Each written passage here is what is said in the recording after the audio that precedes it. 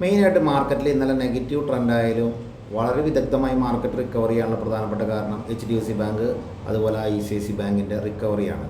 അപ്പോൾ ഈ രണ്ട് ബാങ്കുകൾ റിക്കവർ ചെയ്യുന്ന കാര്യത്തിൽ പ്രത്യേകിച്ച് ഡൊമസ്റ്റിക് ഇൻസ്റ്റിറ്റ്യൂഷൻ ഡി എ എസും അതുപോലെ തന്നെ വളരെ ഗൗരവമായിട്ട് ഹെൽപ്പ് ചെയ്യുന്നത്. അതുപോലത്തെ ഇവിടുത്തെ എന്താ പറയുക, നമ്മൾ പറഞ്ഞില്ലേ ഒരു കുറേ ഓപ്പറേറ്റേഴ്സ് എന്നാൽ ഞാൻ കള്ളത്തരങ്ങളുടെ കൂടെ നിൽക്കുന്ന കുറേ ഓപ്പറേറ്റേഴ്സ് നമ്മുടെ പ്രോഗ്രാമിൽ വ്യത്യസ്തമായിട്ട് മൂവ് ചെയ്യിക്കാൻ പറ്റുന്നത്, അല്ലെങ്കിൽ കുറച്ച് കൂട്ടാളി കക്ഷികളെല്ലാവരും കൂടിയിട്ടാണ് ഈ മാർക്കറ്റിനെ ഇതുപോലെ ഡെവലപ്പ് ചെയ്തത്. അല്ലെങ്കിൽ എല്ലാവരും പ്രതീക്ഷിക്കാത്ത സമയത്ത് മാർക്കറ്റിനെ ഡെവലപ്പ് ഓൾമോസ്റ്റ് ആൾക്കാർ 70% ആൾക്കാർ സെൽ ഓഫ് ചെയ്യുകയാണെങ്കിൽ അതവർ ബൈ ആക്കും.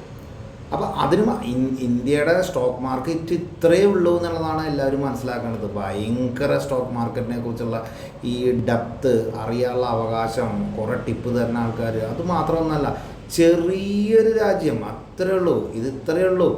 ഇതിൻ്റെ ഉള്ളിൽ ഓപ്പറേറ്റേഴ്സാണ് കളിക്കുന്നത്. അപ്പോൾ ഓപ്പറേറ്റേഴ്സെല്ലാം കളിയിൽ നമുക്ക് കളിക്കാൻ പറ്റണമെങ്കിൽ നമുക്ക് എന്തൊക്കെ അറിവുകൾ ഉണ്ടാവണം, അറിവുകളുണ്ടായാൽ അതിൽ ആ അറിവിൻ്റെ കൂടെ നമുക്ക് നിൽക്കാൻ പറ്റുമോ എന്നുള്ള കാര്യങ്ങൾ മനസ്സിലാക്കിയിട്ട് അത് നമ്മൾ സ്വന്തമായി വർക്കൗട്ട് ചെയ്യുമ്പോഴാണ് നമുക്കത് പെർഫോമൻസ് ചെയ്യാൻ പറ്റുള്ളൂ. കാരണം ഞാൻ പ്രത്യേകിച്ച് പറയാൻ കാരണം എന്ന് പറയുന്നത് ഇന്നലെയും ഫേസ് സെല്ലാണ്, മിഞ്ഞാവും സെൽ ഓഫാണ്. അപ്പോൾ ആ സെൽ ഓഫ് വരുമ്പോൾ ഞാൻ നെഗറ്റീവ് പറഞ്ഞത്, പക്ഷേ മാർക്കറ്റ് ഒരു 9:30 കഴിഞ്ഞപ്പോഴേക്കും നമ്മൾ പറഞ്ഞു മാർക്കറ്റിൽ റിക്കവറി മോഡിലേക്ക് വരാനോ ഓപ്പറേറ്റേഴ്സ് സഹായിക്കുകയാണ് മാർക്കറ്റിനെ എന്നുള്ള കാര്യം കൃത്യമായിട്ട് പറഞ്ഞു.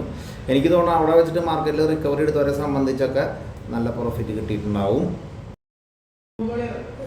US മാർക്കറ്റ് എടുക്കാണ്ട് US മാർക്കറ്റിൽ ഇപ്പോൾ ഇന്ന് കാലത്ത് തന്നെ ഒരു 70 പോയിൻ്റ് പ്ലസ് ആണ് ഫ്യൂച്ചർ. 500 ആയിക്കോട്ടെ, ടെക് ആയിക്കോട്ടെ, ചെറിയ പ്ലസ്സുകളേ ഉള്ളൂ, നെഗറ്റീവ് അല്ല. ആ സമയം യൂറോപ്പ് മാർക്കറ്റുകളൊക്കെ മൈനസ് ട്രെൻഡ് കീപ്പ് ചെയ്യുന്നുണ്ട്.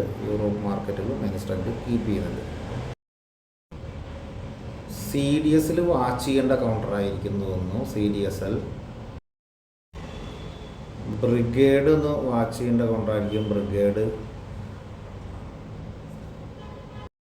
അടുത്തത് പറയാനുള്ളത് ഗോൾഡാണ്. ഗോൾഡ് ഏകദേശം നിങ്ങൾക്കറിയാം നല്ല ഹൈറ്റിലേക്ക് പോയിക്കൊണ്ടിരിക്കുകയാണ്. ഗോൾഡ് ഹൈകൾ കട്ട് ചെയ്യാനുള്ള ഒരു ശ്രമത്തിലാണ്. അപ്പോൾ ഈ ഫോക്കസ് ചെയ്യുക കുറച്ച് ഗോൾഡിലും, കാരണം ഗോൾഡ് ട്രേഡിങ് കുറച്ചും കൂടി സെക്യൂറായിട്ടാണ് എനിക്ക് തോന്നിയിരിക്കുന്നത്. നിങ്ങളൊരു ബാങ്ക് നിഫ്റ്റി അല്ലെങ്കിൽ ഓപ്ഷൻ ട്രേഡിനേക്കാളും കുറച്ചും കൂടി ബെറ്റർ തന്നെയാണ് ഗോൾഡ് ട്രേഡിങ്.